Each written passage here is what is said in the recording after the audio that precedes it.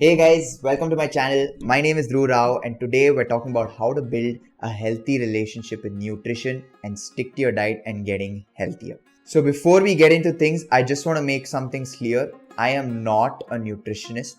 I've just been someone that has been fit for most of my life, and there have been times where I felt out of shape and stuff, but for the most part I've been fit. But that's not just been because of my metabolism or because of my age or anything. There have been a lot of situations where I've had to experiment with my diet and make sure that I'm staying healthy and sticking to my nutrition goals and keeping myself in shape. Okay, so to make this video easy to understand, I've broken it down into 4 chunks for you guys. The first segment is your relationship with food. The second segment is the mental aspect of what it takes to eat healthy food. Third, picky eaters, I've got you. Don't worry, I've got a segment for you too. And fourth is this productivity hack that I've recently discovered and I'm recently experimenting with, and it's working out so good. Like, I don't even need coffee to get through my day. So stick around to the end of the video to watch that. Let's get right into it. So the first point in building a healthy relationship with food is your relationship with water. Look, I know it's not part of food, but it's very important to get enough water every day. I have my copper bottle right over there on my table. There are times where I forget because I'm in the zone and I'm just grinding it out. But it's very important to keep sipping on water. I don't believe in the whole 4 liter, all that sort of bullshit. Just keep sipping on water. Like, keep a bottle of water next to you. Grab a sip of water whenever you take a break every 10-15 minutes or so. Now next, we've got patience. Okay, patience is crucial. There's this funny story. So my dog, when she was 9 years old, Juno, she was around 34-35 kgs and she was 9 years old. All the vets, everybody was very concerned. A lot of people thought she was pregnant. So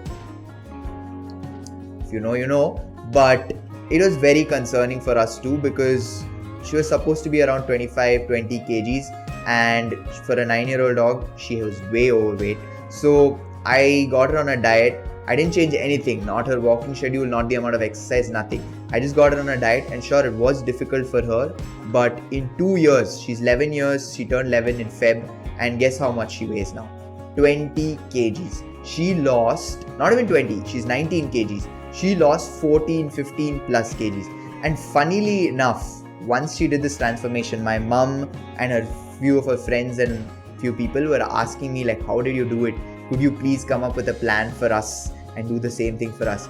And the number one thing that I just had to tell them was, look, it's all about patience. Just give yourself time and let time do its magic, and just stay consistent with whatever you do. Okay, next thing in building a healthy relationship with food, micromanaging and counting your macros and stuff. I've tried this in the past. It does not work for me. Sure, I want to do it in the future, so don't come at me if I make a video in the future about how I'm calculating my macros and stuff. But at all the points in my life that I've tried it so far, one, it builds a sort of robotic, monotonous relationship with food where I have to calculate everything, and that's honestly too frustrating, and I'm too young and I want to enjoy food to be able to do all of that stuff. And besides, I don't think you can really do that in India even, simply because how the heck do you expect me to calculate how many carbs, proteins and fat is there in palak dal, for example? I mean, there's like different dals in there, there's palak, whatnot. Sure, there are people that still go into all of this stuff, but for me personally, I don't. You could try it if you want. I would suggest, if you're getting into eating healthy and if trying to make it a habit, don't do it to start off with, simply because it becomes too robotic, and food is meant to be enjoyed.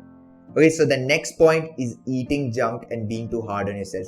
Do not guilt trip or blame yourself if you grab an ice cream or grab a chips packet or eat few things from outside. I have personally been somebody that has had a sensitive stomach for most of my life. Yep, I've been that one friend that goes out every time and knows that stomach is going to get but still goes for it anyway. So for me, that's not really been a problem. But when I do eat unhealthy food, I try not to blame myself as far as possible, because it's food. I enjoy food. I love food. I like to try new things, and sometimes it might be fried or sometimes it might be very sweet. That's just part of food. It's part of the experience. So don't beat yourself up for it. Take it easy. You can slip off sometimes. It's just all part of the journey. Okay, that's it for how to build a healthy relationship with food.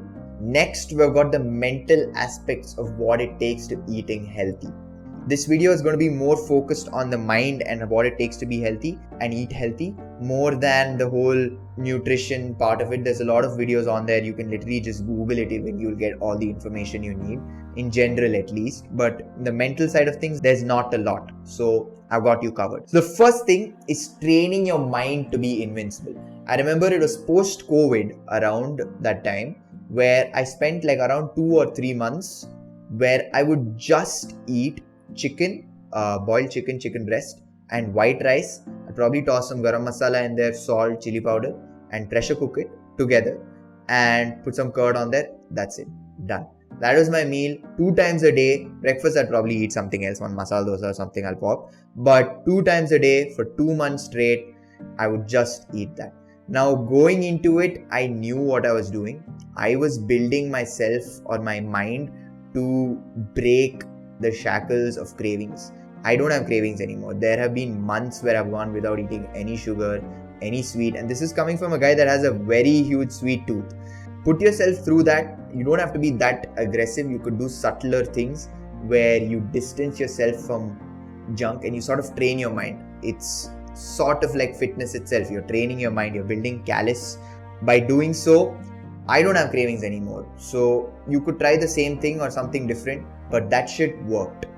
Okay, the next point is again something that I already mentioned, but I want to put it out there because I know some of us might struggle with this and I don't want that, but don't be too hard on yourself. You eat junk, it's okay. Just enjoy the food and move on. Now the next point is something that is very interesting. It's basically a trigger to a habit like eating junk food, and I'm going to be talking about how to break that trigger and form new habit and habit loops around it. So you know what, let's do something interesting. Let me take you guys to my kitchen so that I can better explain this habit. Okay, so let's go to my kitchen. So there's 2 things that I want to talk about. The first though is right here in this fruit basket. You can see I've got some guava, some papaya, watermelon, muskmelon, all that good stuff. Easy access, and it's right here. And the next thing is my fridge itself. But more specifically though, something that is tucked away in here. You can even see it, and it's laddus.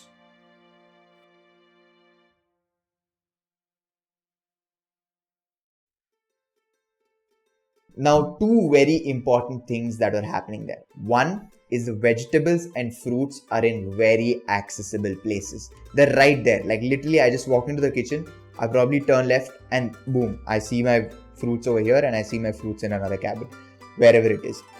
Immediately I can access my fruits. I don't have to go digging into the cupboard or I don't have to go searching for anything. I feel hungry, I feel a craving, I just go into my cabinet, remove an apple, pop it, done, sorted. The next thing is the sweets. Now they were tucked in right until the corner where I can't see them at all. So I just open the fridge, I don't see any sweets in there. I just pick whatever I want, whatever I'm looking for, and I'm out. A lot of times we don't realize, but we're just being triggered to eat unhealthy by these weird triggers that are set in our mind. It could be that one cabinet. You just walk into the kitchen, you see that cabinet, you're not even feeling hungry, you're not even craving anything. But before you know it, you're opening it, you're removing one chips packet or one packet of cookies or something and eating it. So tuck all the stuff that you don't want to be eating regularly away. You could even replace your munchies with yogurt, berries and nuts and stuff. I really like eating dates. Those, not the moist ones, those are good too. But recently I've been eating the dry ones, like, you know, the ones that have those cracks on it. Okay, next segment for you picky eaters. I have personally not been somebody that's been too picky with my food, but my sister has, my friends, I know a lot of friends who have been, my mom has. I was even when I was a kid to some extent. So I can sort of relate, but I've got you. So the first thing, I feel like there's a lot of resistance when it comes to being a picky eater because you have this thing, this persona sort of put onto you. Like, yeah, you're a picky eater, you're a picky eater, you're a picky eater. And then naturally it becomes you, especially because when we're kids, we're all picky eaters. And if we're told 200 times that we're picky eaters, we're probably going to grow up to become picky eaters. So when somebody suggests us, hey, try this thing out, it's really yum, there's this resistance. We're like, no. Subconsciously even, we don't even notice it consciously a lot of times. We're like, no, I'm a picky eater, I'm not going to try it. So my first suggestion for you, if you're a picky eater, is just try something without anybody else suggesting it to you. You just go to the grocery store or you go to a restaurant and let's just say you want to try salad. Don't let anybody force it onto you. Try something new, make yourself uncomfortable, and do it by your choice. Do it because you're willing to do it. And next is start small. Start somewhere. Just pick up one banana and eat it. I know people that don't like eating tomatoes. I hated eating tomatoes raw for a while. But you know what? My parents make it as a salad sometimes, like they just cut cucumber and tomato. Sure, I'll pop on 2-3 tomatoes. So try new things, push yourself. Really, there's a lot of subconscious programming that's instilled in a lot of us picky eaters. Okay, next thing is grocery shopping. Go to the supermarket with your mom, alone, whatever. Go see vegetables, see the fruits that you're buying, see things that you're buying. When you can actually see food and see the texture of it and actually see the color of it, it really changes the game when it comes to eating stuff, because you never know, you might like capsicum, how they look physically than how they probably look cooked. So Karela is something I hate. Okay, there are some things that we just can't eat. I'm sorry, but my mom has tried forcing me to eat Karela so many times. When she makes it, I'll probably try. I'll take like a handful, but I don't know how somebody could possibly enjoy that vegetable. If you like Karela, then go ahead and comment down in the description below, because I have my respect for you, sir or ma'am.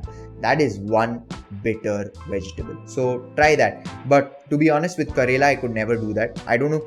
How do you see a Karela and feel like eating it? It probably makes it even worse. So I wouldn't suggest doing it with Karela or some vegetables like that.